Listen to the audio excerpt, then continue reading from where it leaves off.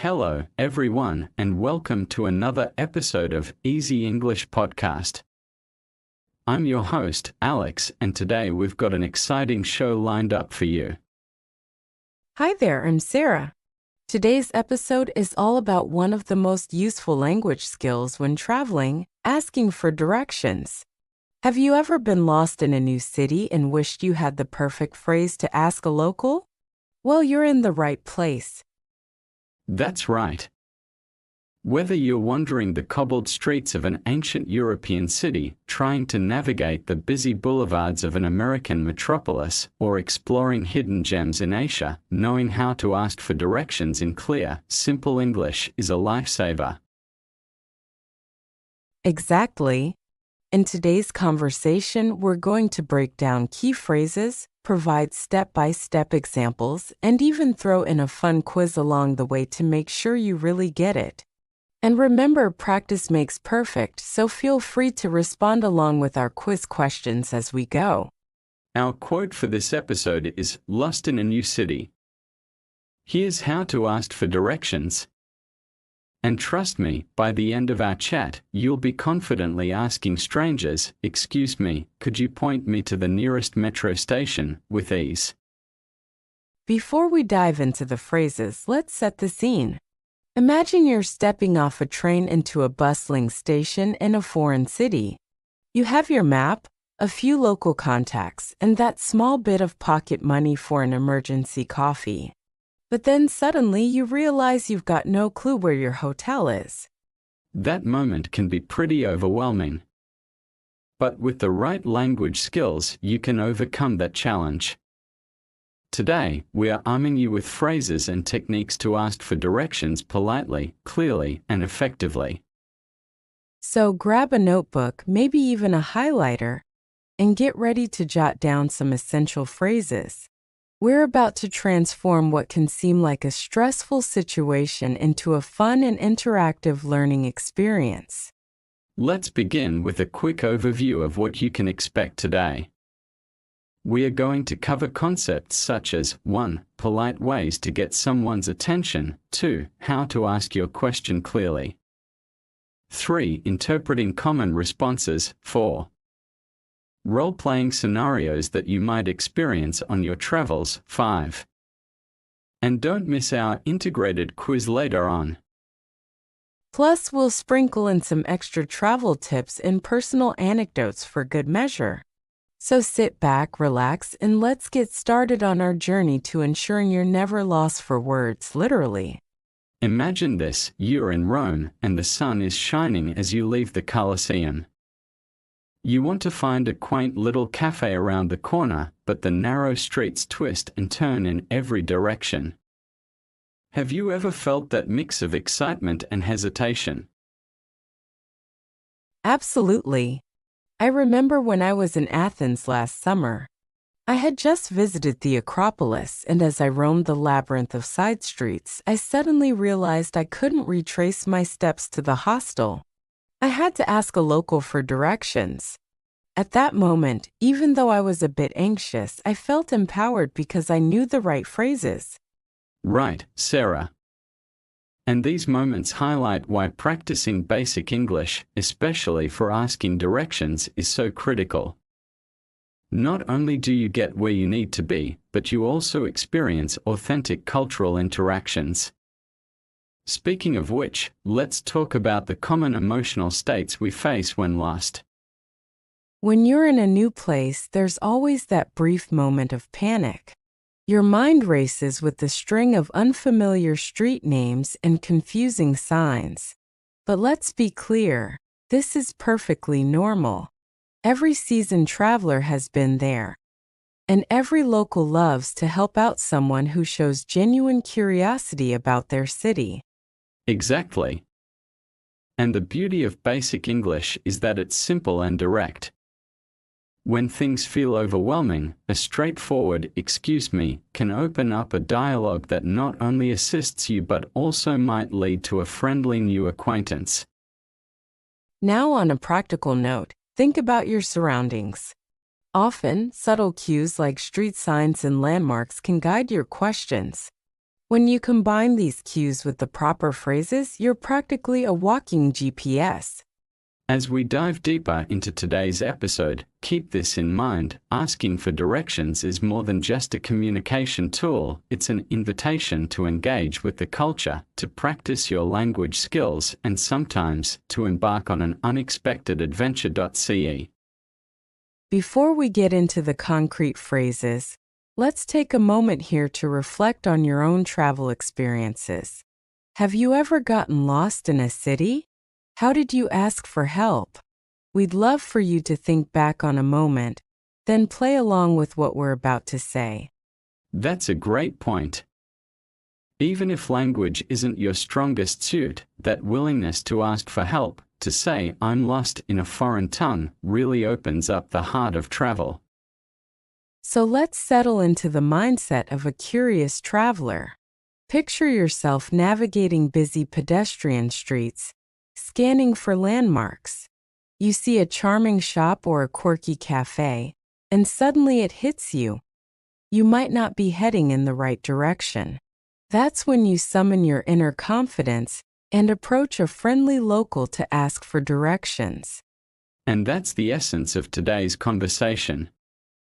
We want you to walk away from this episode with a toolbox full of phrases, strategies, and even a few conversation starters, so that the next time you're uncertain, you'll know exactly how to ask, "Excuse me, can you help me?" in a manner that is both polite and effective.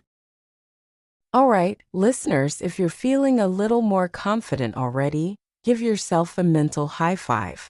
And if you haven't yet, don't worry, the next segment is where we break down the key phrases you need to master. Ready to jump into it? Let's dive into the heart of the matter, the essential phrases and vocabulary. We are about to list out the golden expressions every traveler should know. So, grab that pen and paper, and let's get started. Now it's time to roll up our sleeves and get to the phrases you need when asking for directions. We'll talk about the everyday language, polite expressions, and structure you might use. Let's start with the basics. When you approach someone for directions, the first step is to gain their attention politely. Here are a couple of ways to do that. 1. Excuse me, the simplest and most universally accepted way to start. 2. Pardon me, equally polite and slightly more formal at times. 3. Sorry to bother you, a bit apologetic, useful in very busy environments. Right, and tone matters. A warm smile, even if they can't see it over the phone, or friendly tone in person immediately sets a positive mood. Let's practice that. Imagine you're on the street and you see someone who might help you. You could say, "Excuse me, could you please help me?" Or, "Pardon me, would you mind helping me find something?" That's perfect, Alex. Now, once you have their attention, it's time to ask your question clearly. Here's where you introduce your destination or what you're trying to find out. Some common structures include: 1. Could you tell me how to get to? 2. Do you know where the nearest is? 3. I'm looking for, could you point me in the right direction? Sometimes you might need even more details. For instance, if you're in a larger city, you might ask, "Excuse me, could you tell me how to get to the subway station? Or do you know where Main Street is?"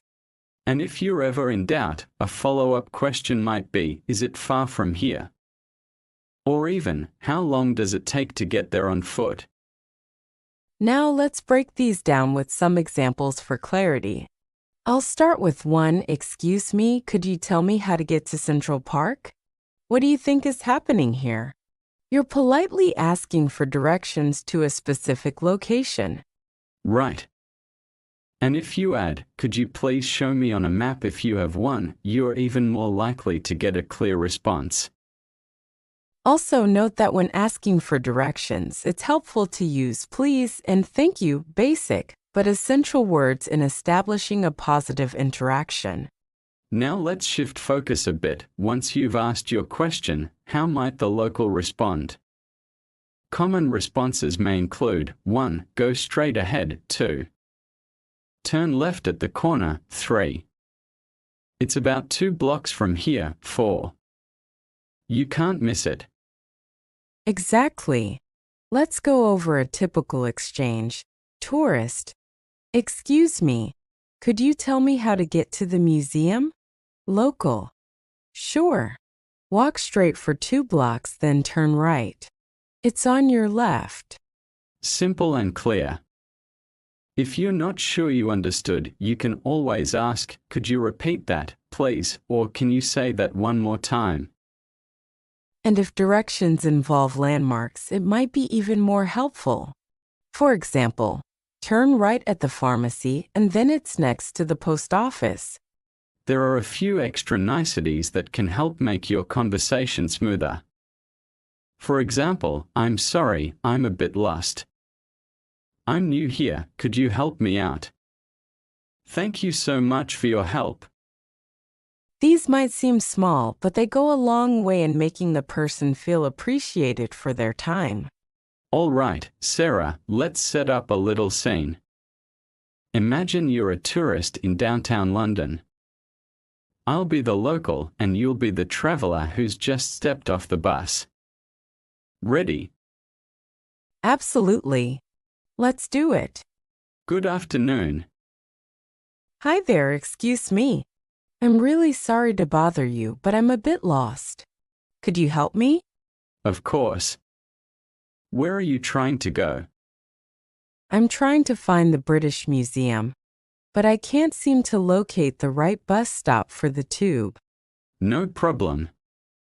From here, walk straight for about 200 meters until you reach a big intersection. Then take a left. The tube station is right there. Once you get off the tube, it's just a short 5-minute walk to the museum. Thank you so much. Just to confirm, I walk straight, then turn left? Yes, exactly. Also, you'll see a large red telephone box on your right. That's a good landmark. A red telephone box, I know those. That helps a lot. Thank you again. My pleasure. Enjoy your visit and have a great day. That was fun, Alex. By role-playing, we've seen how easily these phrases fit into a real-life conversation. Notice how a simple confirmation question, just to confirm, I walk straight, then turn left, helped clarify the directions. Absolutely. And this kind of practice is what makes traveling and practicing your English so interactive and stress-free. When you ask for directions, don't be afraid to ask follow-up questions. Locals are usually more than happy to repeat themselves or provide additional details if you ask politely. Before we continue with our role-play examples, let's touch on a couple of variations. Suppose you're trying to find something a bit more specific, like a restaurant or a hidden tourist spot. You might say, "Excuse me, could you tell me the way to Sunny Hill?" Or even, "I'm trying to get to Sunny Hill. Can you help?" That's right.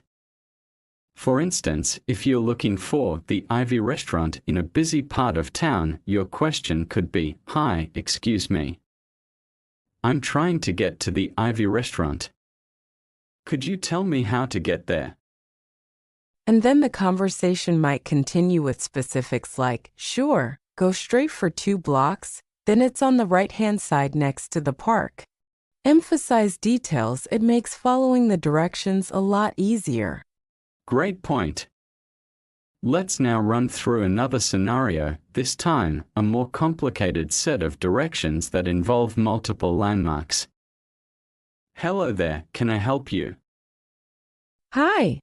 I'm so sorry, I seem to have lost my way. I need to get to the city library, but the streets here are a maze. Don't worry, it happens. From here, walk 2 blocks down this street until you reach a small park.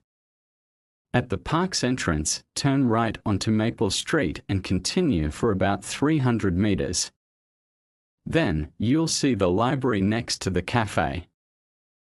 So to repeat, walk 2 blocks, turn right at the small park, then go on Maple Street for 300 meters. And it's near a cafe? Exactly. If you miss the cafe, you're definitely past it. The library is right there. Perfect. Thank you so much for your clear instructions. You're very welcome. Have a wonderful day and happy reading. What did you think of that one, Alex? It's a little more detailed and requires active listening. I loved it. In fact, when you're in a city and directions use multiple steps, don't hesitate to repeat the instructions in your own words. That way, you confirm your understanding. Try saying, okay, so 2 blocks, then a right turn at the park. It's a great strategy. That's a tip all travelers should remember. Active listening and confirmation can save you a lot of time and stress. We've covered the ideal scenarios, but what about when things don't go perfectly? There are some common pitfalls when asking for directions that many learners experience. Let's talk about those. One common mistake is using overly complicated or vague language. For example, instead of saying, "I am in need of proper guidance," it's better to simply say, "Could you help me find?" Keep it concise. Another pitfall is speaking too fast or mumbling. When you're nervous, it's natural to speed up. Take a deep breath, smile, and speak slowly so that your words are clear. Also, sometimes people forget to include polite words. Dropping please or thank you can make the exchange sound abrupt. Even if you're in a hurry, a bit of politeness goes a long way. Let's do a quick mistake versus correct round. I'll say a less effective phrase and you tell me its improved version. Sounds good. Mistake, hey, you tell me how to get to the station. What's the better way? The corrected version would be, "Excuse me, could you please tell me how to get to the station?" You're adding a polite opener and softening the command with please. Exactly. Here's another one. Mistake, where's the museum on this damn street? Your turn. A better way would be, "Excuse me, I'm trying to find the museum. Could you point me in the right direction?" Notice how polite language removes the anger or frustration. Yes, that's much better. The goal is to create a positive interaction. Even if you're frustrated about being lost, a calm and friendly approach is key. There's also the issue of not confirming the directions. Always try to repeat back what you heard if you're in a noisy area or if the instructions are longer than a few sentences. This not only solidifies your memory, but also gives the local a chance to correct any misunderstanding. Remember, clarity is your best friend. In situations where you're not sure, ask, "Could you repeat that, please?" Or even, "Did I get that right?" There's no harm in asking for a little extra help. And one more piece of advice. If you're really lost and the directions are too complicated to remember, don't hesitate to ask if they can write it down for you. That often happens in busy tourist areas, and most people are more than happy to help in any way they can. Great tips. Let's quickly summarize these pitfalls. Pitfall number 1, vague or overly complex language. Tip, use clear, simple phrases. Pitfall number 2, speaking too fast. Tip, slow down and enunciate clearly. Pitfall number 3, lack of politeness. Tip, always incorporate "excuse me, please," and "thank you." Pitfall number 4, not confirming the directions. Tip, repeat the instructions in your own words. Pitfall number 5, hesitation to ask for written directions when needed. Tip, politely request that the directions be written down. If you keep these in mind, you'll be much more likely to get the help you need, and also leave a positive impression on the locals you meet. All right, it's time for one of our favorite parts of the show, the interactive quiz. We are going to test your travel English skills with some fun, real-world questions. Don't worry, it's all in good fun, and feel free to shout out or note down your answers along the way. I'm excited. Let's make this a lively conversation. I'll read a question. Then Alex and I will discuss the answers before revealing the correct version. Ready? Question 1. Which of the following is the best way to start a conversation when asking for directions? A. Hey you. B. Excuse me. C. Yo listen. I'd say the answer is clearly B. Excuse me, it's courteous and works in almost every context. That's right. Excuse me is universally accepted and sets a friendly tone. Option A is way too abrupt, and option C, while it might work casually in some circles, isn't appropriate in most travel situations. All right, on to question 2. If you want to ask for help finding a museum, which phrase is best? A. Where's the museum? B. Could you tell me how to get to the museum?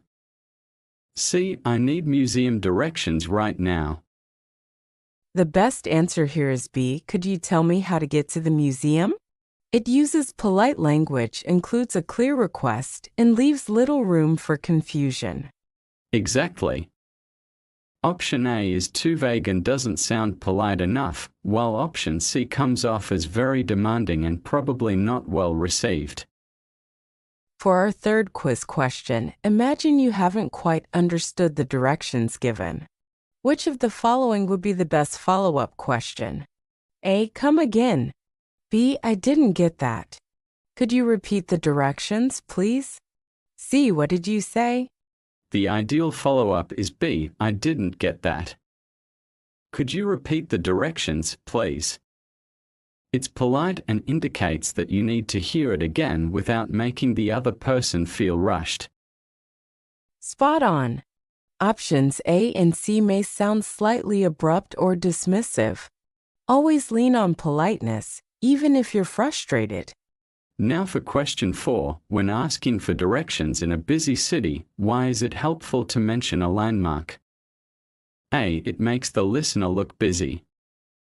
B. It gives a clear visual reference that can help in identifying the location. C. It is just a filler for conversation. The correct answer is B. It gives a clear visual reference that can help in identifying the location. Landmarks are crucial in guiding someone who might otherwise have multiple routes to consider. That's right. When you say something like, turn left at the red telephone box, you not only provide information but also make it easier for the other person to confirm you're on the right track. Last quiz question for this segment. When you're given directions, what is a good way to confirm that you've understood them correctly? Nod silently and walk off. B. Repeat the directions in your own words. C. Just trust your gut and go. The best approach is B. Repeat the directions in your own words. This verifies that you've captured all the details and shows the speaker that you're actively engaged in the conversation. Excellent. Confirming your understanding is essential to avoid any miscommunication, especially in a busy or noisy environment. How did you do, everyone? We hope you answered most of these correctly. Remember, the key to mastering travel English is not just memorizing phrases but practicing them until they feel natural. And if you're ever unsure during your travels, just remember to take a deep breath, use those polite phrases, and ask again. Every interaction is an opportunity to learn and connect. We'll be revisiting these questions throughout the episode, so stay tuned as we continue our conversation on travel tips and language nuances. Now that we've covered the must-know phrases and practice with our quiz, let's talk about some additional travel tips that go beyond the simple act of asking for directions. One valuable tip is to always carry a small phrasebook or have a language app handy on your phone. Even if your pronunciation isn't perfect, showing a written note of your question can bridge the gap. That's so true.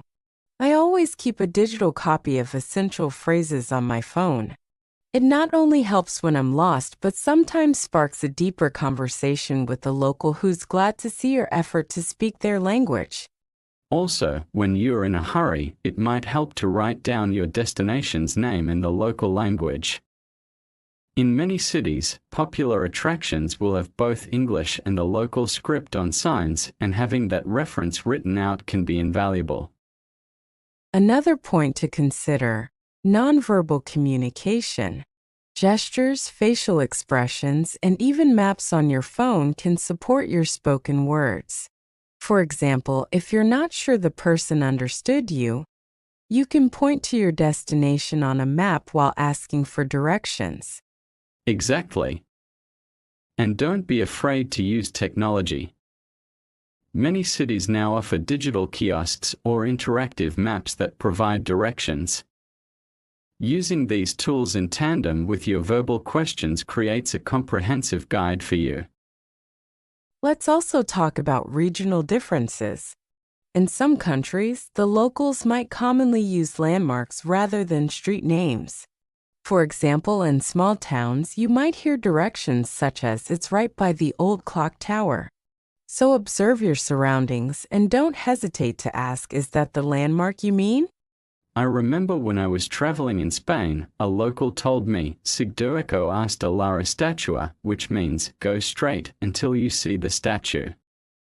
Even if my Spanish was limited, I knew that the statue was a clue. It's always good practice to familiarize yourself with one or two key landmark words in the local language. Another tip: always carry an umbrella in some form, not just for the weather, but as a conversation starter. "Excuse me, is this umbrella nearby?" Although it might sound silly, it can naturally lead into asking for further directions if you're unsure of the route.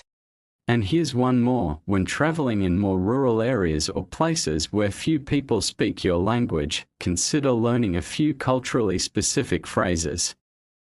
Even a simple "hello" in the local language can pave the way for a more engaging conversation. Absolutely. These extra tips not only improve your chances of getting clear directions, but also enrich your travel experience. Each interaction becomes a window into the local culture and a chance to practice your language in real time. Whether you're in a major city or a quaint village, every conversation holds a little magic. And remember, a smile and a respectful tone go further than you might expect. Now, before we move to our final wrap-up, let's open the floor to a few listener questions that we received from our previous episodes. One listener asked, "What do I do if the directions are confusing even after asking twice?" That's a great question. If you're still confused, try to use landmarks as your basis and ask a more specific follow-up. "Could you show me on this map where I am?" or "Is there someone nearby who could help me further?" Sometimes, enlisting the help of another local or even a nearby business can provide the clarity you need.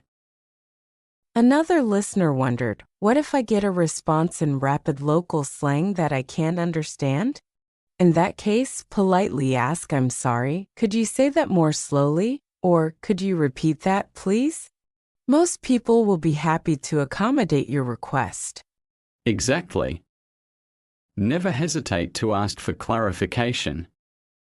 After all, communication is a two-way street. Let's take a moment to share a few anecdotes from our listeners who have faced interesting situations when asking for directions. One of our listeners, Maria from Brazil, told us about her memorable encounter in Tokyo. Despite her initial shyness, she approached an elderly local in a well-lit alleyway.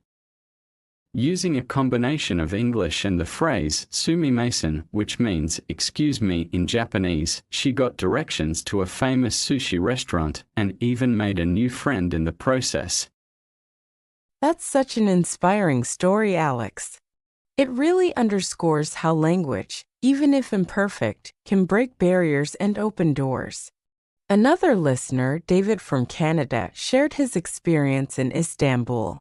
He got lost near a historic bazaar and ended up engaging in a long conversation with a street vendor. Not only did he learn the way to his destination, but he also picked up a few words in Turkish. These personal stories remind us that every misadventure on the road can lead to unexpected, enriching interactions. And it all begins with those simple, humble phrases. Let's take one more question from our audience. Listen up. Sam from Australia writes, how do I politely end the conversation once I've got my directions? Great question, Sam. Simply finish with a warm thank you. For example, thank you so much for your help. Have a wonderful day. This goes a long way in leaving a positive impression. Absolutely. And if you're in a place where language is more than just words, a small bow or nod can be the perfect finale. Before we sign off, here's one last tip for all our listeners: don't worry too much about making mistakes. Every conversation is practice, and every mispronunciation is just a stepping stone to mastery. Couldn't have said it better, Alex. Embracing the process is what makes traveling and learning a joyful adventure. We've covered a lot today, from initiating a conversation to confirming directions and even practicing with our interactive quiz. Let's do a quick recap of our top tips for asking for directions when traveling. 1. Initiate politely, start with excuse me or pardon me. 2. State your request clearly, use phrases like could you tell me how to get to. 3. Utilize landmarks, they are key to providing clear, visual guidance. 4. Confirm your understanding, don't be afraid to repeat the instructions in your own words. 5. Practice patience and politeness, even if you are in a hurry, always include please and thank you. 6. Be proactive, ask for written directions if needed, and use gestures or maps to support your words. And remember, every time you ask for directions, you're not just trying to navigate a city, you're engaging in a small but meaningful conversation that can lead to personal connections and unforgettable experiences. We hope today's episode has given you the confidence and tools to approach any situation where you might be lost. The real secret: it's not about perfect grammar or flawless pronunciation, it's about genuine communication and that willingness to reach out. As we wrap up, we encourage you to try these phrases on your next trip. Practice them with friends in your local community or even record yourself to track your progress. Every step you take, no matter how small, leads to a better command of English. Thank you so much for joining us on this journey through language and adventure. We'd love to hear about your success stories and any funny mishaps that turned into cherished memories. And if you enjoyed today's episode, please share it with a friend who might need a little extra direction, literally and figuratively. We're all in this together, learning one phrase at a time. That's all for today's episode of Easy English Podcast. We hope you feel ready to face any challenge the open road throws your way, armed with your now improved language skills. Until next time, safe travels and happy exploring. Goodbye, everyone. Keep traveling, keep learning, and keep those conversations going.